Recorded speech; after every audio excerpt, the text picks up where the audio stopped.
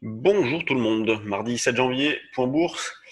Hier, j'écrivais que tant que le marché évoluait au-dessus de 5940-50, eh bien les probabilités de rebondir restaient maximum. Tiens, alerte sur Beneteau, on ira voir après.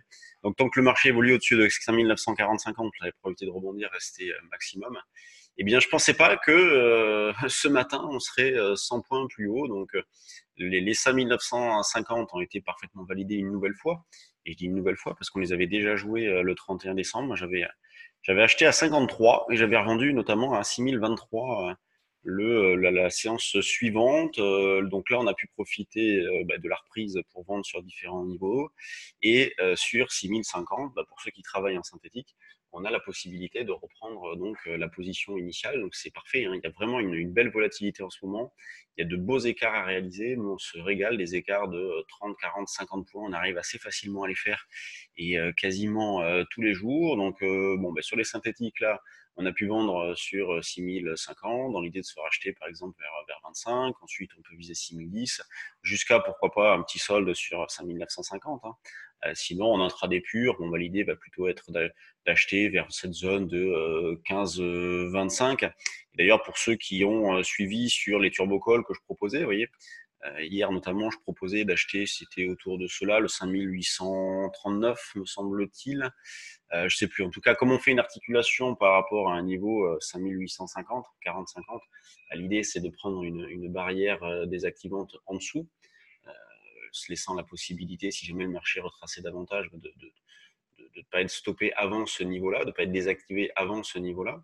Donc ça, c'est un turbocall qui peut être acheté soit dynamiquement vers 6015-20, soit sur un retracement un petit peu plus important, pourquoi pas vers 5990 jusqu'à 5950. Si on retournait à 5950, ça serait la troisième fois, ça serait un petit peu moins joli. Bon, pour l'instant, de toute façon, c'est un peu hors sujet, on est 100 points plus haut, donc c'est pas la peine de trop l'envisager non plus, mais dans l'idée de construire des plans et de se projeter, il faut le noter quelque part quand même. Donc des marchés qui prennent des contre-pieds systématiquement, vous voyez, le jour où on a une attaque américaine sur un Iranien, les marchés sont mis à monter, vous voyez, là où on peut penser que c'est là, c'est caractéristique. Jeudi, on fait un nouveau plus haut, et puis derrière, patatras, le marché rebaisse. De là, on fait un plus bas, le marché rebondit. Donc, vous voyez, il y a des contre-pieds dans tous les sens. Et en restant technique, eh bien, justement, on arrive à faire de belles choses dans cette phase, à pas se faire trop embarquer, à réaliser de jolis écarts. Bel écart sur le DAX aussi, puisque hier, je proposais dès le matin un niveau d'achat un petit peu loin au vu du contexte et loin au vu de la sous-performance du DAX depuis plusieurs jours. Là, il se rattrape d'ailleurs ce matin puisqu'on voit qu'il surperforme le CAC, 0,9 pour le DAX, 0,6 pour le CAC. Et donc, on a acheté sur 12 970. Alors, c'est pas le plus bas parce qu'on est allé chercher 40, mais c'est quand même pas loin du plus bas tout de même, avec donc un joli rebond derrière. Donc, ce matin, j'avais proposé un achat vers 13 110, 13 120. On n'y est pas allé puisqu'on s'est arrêté sur 13 140. Cette idée-là, je vais la garder encore pendant une heure et demie. Et puis ensuite, on réactualisera et on réanalysera la situation. Est-ce qu'il faut rapprocher ce niveau-là ou est-ce qu'on peut le conserver ou éventuellement l'éloigner? Tout dépend de ce qui se passera. Et c'est ça tout l'intérêt du trade du jour dynamique, c'est qu'on ne reste pas scotché sur une proposition dès le matin. Donc, si vous êtes un petit peu disponible, eh bien le trade du jour dynamique vous permet justement de capter ces morceaux de mouvement en vous inspirant de ce que nous on fait, de ce qu'on propose dans notre salle des marchés. L'eurodoll, lui, eh bien, tourne autour des 1,12 après avoir validé donc il n'y a pas si longtemps la résistance des 1,1240-50, résistance qui est très importante nous dans notre stratégie puisque c'est le niveau de retournement de la tendance baissière. On a pu vendre hier, notamment vers 1,12, c'était la proposition du matin. On a un petit retracement, hein, de quoi gratter une vingtaine de pips pour ceux qui seraient dynamiques. Moi, j'avais proposé 63 et 33, il me semble. Ouais, je crois que c'est ça, pour alléger, sortir les positions. Mais vu l'ambiance, il ne faut pas hésiter à scalper, à prendre 20-25 pips. On a un Eurodoll qui est quand même sur le fond plutôt en reprise, hésitant, c'est vrai, mais plutôt en reprise. Et l'avantage de vendre sur les niveaux actuels, c'est que la perte potentielle est faible, le stop est juste au-dessus de la tête. Sur les actions, il y a pas mal de news ce matin, notamment sur Airbus, sur Air Liquide, sur BIC, sur Farnext. Donc Farnext qui a annoncé des résultats encourageants de l'étude d'extension de phase 3 dans la maladie de Charcot. Plastic Omnium qui a fait un point sur son activité aussi, c'est plutôt bien. On a des petites news sur Trigano, les chiffres. Donc regardons ce qui se passe sur les valeurs. Vous avez donc comme plus forte hausse ST Micro, qui repart sur le même rythme que l'année dernière, hein, vraiment énorme perf d'ST Micro qui a fait x2 entre le 1er janvier et le 31 décembre. Ensuite, on a Atos qui se comporte plutôt pas mal ce matin. Les grosses pondérations, alors vous les avez en ordre dispersé ici.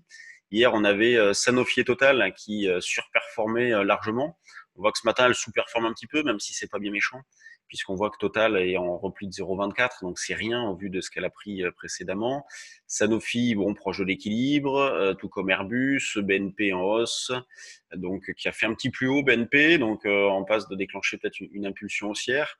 LVMH, donc la plus grosse capitalisation boursière française, qui est sur ses plus hauts, donc bon, bah, grande régularité. Vous voyez, on voit le petit trou d'air ici hier avec les 5950 sur le CAC, puis tout de suite on revient sur les plus hauts. Et quand on regarde dans les screeners, alors il y a toujours Kerlink hein, qui est assez incroyable. On va la regarder. Donc Farnext, bon, je vous disais qu'il y avait eu une news intéressante, elle est en hausse de 24%. On a Visiomed qui bouge beaucoup, mais bon, à 0,02, on va pas s'y intéresser. Biocinex qui est suspendu. Balio, tiens, Balio, qu'est-ce qu'elle fait? Elle est pas mal baissée. Elle a déclenché une impulsion haussière ici. Et depuis, bon, bah, il y a un relais qui se met en place. Nous, on avait fait du Balio, on s'était fait avoir. Il n'y avait pas eu de relais, elle était revenue en arrière. Bon, bah, vous voyez, c'était par ici. Tant pis. Plastic Omnium qui est plutôt pas mal. Transgène, pas mal aussi. Alors, et Carling, vous en parlez tout à l'heure. Alors, c'est bien calmé. Hein. Tout à l'heure, elle était à 25% de hausse. Et alors, c'est sûr. Alors, pas de regret, hein, ça sert à rien. A posteriori de commenter ce qui a été fait, mais vous voyez, nous, on avait acheté par ici à 3,5. On était sorti à 6 et vraiment, on était content. Ça fait quand même une variation énorme. Sur le trade du jour, on l'avait proposé. Et derrière, hein, on voit 10. C'est assez impressionnant, ces variations-là. Sinon, on voit que la spéculation est plutôt là, le moral reste bon, le contexte de fond reste identique, hein, avec donc une ambiance un petit peu pesante, mais des marchés qui restent bien orientés, loin des niveaux d'alerte, donc avec des probabilités de rebondir importantes. Donc, comme je l'indiquais hier, hein, quand il y a des trous d'air, il faut envisager des achats de turbo, des achats de colle, des achats de futurs. L'intérêt d'intervenir sur les turbos ou les colles, c'est que si jamais le marché vous donne tort, vous n'avez pas grand-chose à gérer. Alors sur le futur, ça nécessite une certaine gymnastique et une certaine réactivité. Donc c'est ça l'intérêt principal d'intervenir sur les options ou les turbos.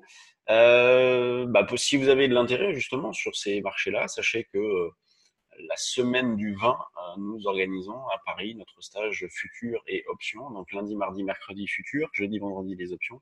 Donc si vous souhaitez connaître notre façon de travailler, nos signaux, notre philosophie, vraiment ce que nous appliquons au quotidien, eh bien c'est donc la semaine du 20. Et avant ces stages-là, eh bien semaine prochaine, stage action le soir en ligne de chez vous. Vous pouvez nous poser des questions, vous avez accès à notre cours, donc c'est en live, hein, on présente le cours en direct, et vous pouvez nous solliciter à tout moment. Sur ce, moi je vous laisse. Demain on se retrouve pour un point bourse. Jeudi on organise notre day trading live. Donc demain je vous montrerai un petit peu le calendrier de nos événements sur janvier, puis il y a quand même pas mal de trucs. Et sur ce, moi je vous laisse. Bonne séance à tous. À demain.